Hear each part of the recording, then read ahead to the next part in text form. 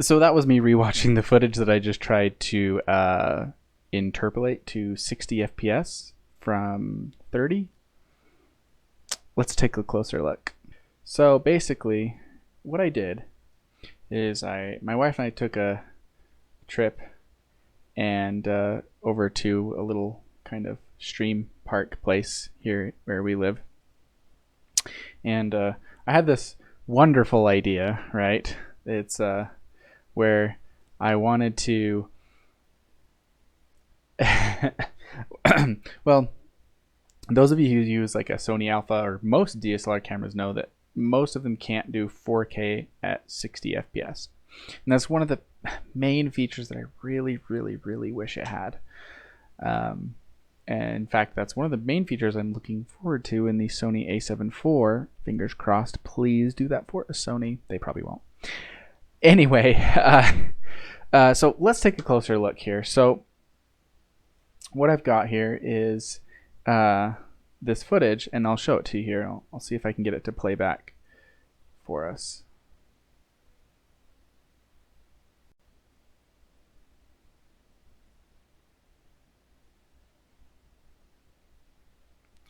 And it has a few problems. So if you look in the corners here, it has kind of a jagged, like ghosting kind of effect, for lack of a better term. You can see that. This doesn't look too bad, but you can see here around hard edges, some of the hard edges, it has a hard time interpolating. So let's break it down a little bit and talk about kind of what went well and what didn't go well. So Davinci Resolve, in its frame interpolation, or in other words, its retime and scaling, it uses retime process, optical flow, and then like a resize filter, bilinear resize filter to basically interpolate frames. I've actually made a video about this, about how to create super slow motion from your already slow motion footage.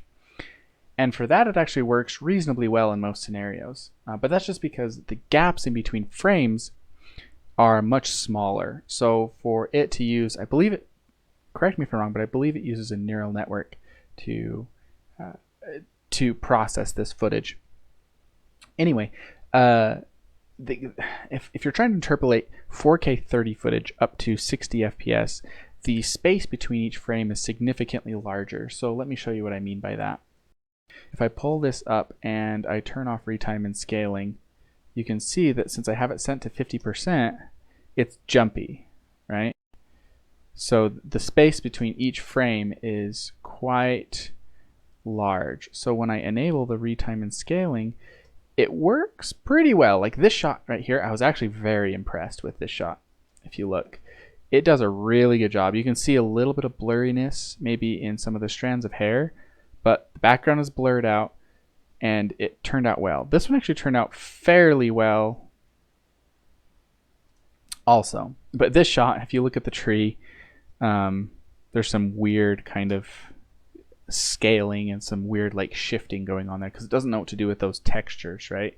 Again, like I said, as far as I know, it uses kind of a neural network to anticipate. Well, it's all technically AI because it's software driven, but I believe that Davinci Resolve is trying to do it that way. So a couple of things, and the whole reason why I wanted to make this video in the first place. In some scenarios, I would actually venture to say that this is something you could definitely use, right?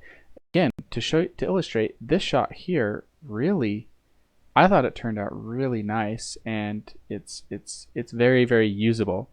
You know, I don't think a client would know the difference. They wouldn't be able to see that you had done that, you know, 4K basically retime process to extend it to 60 FPS instead of 30. But it unfortunately didn't work as well as I was anticipating. In fact, some of the shots that I thought it was going to work better, like this shot of the tree, actually turned out to be a little worse. Like I showed you, those with the weird kind of artifacting around the bark and different things. And so it kind of goes to show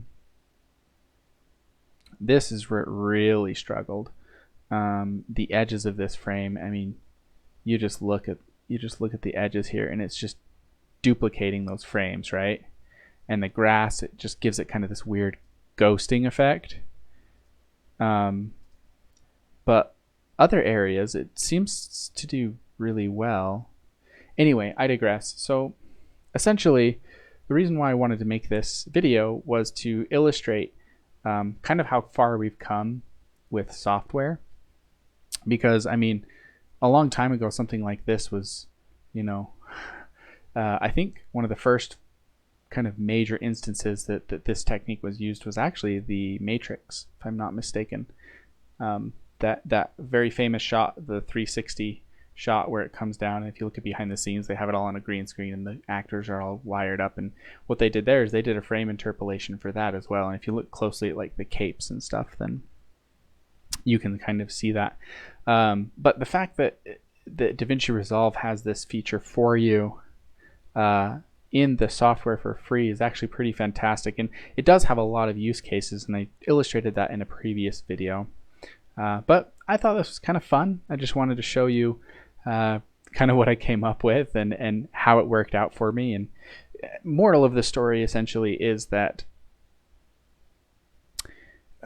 with footage like this, I wouldn't rely on this feature. So definitely don't go out and start shooting 4K 30 FPS and then expect to be able to slow it down to 4K 60 in software and have it look good.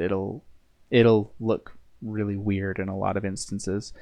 So I definitely wouldn't rely on this for client work. You're definitely way ahead to just shoot 1080p 60 or 1080p 120 and then maybe throw like a slight sharpen and upscale it to 4K so that you can do a real slow motion.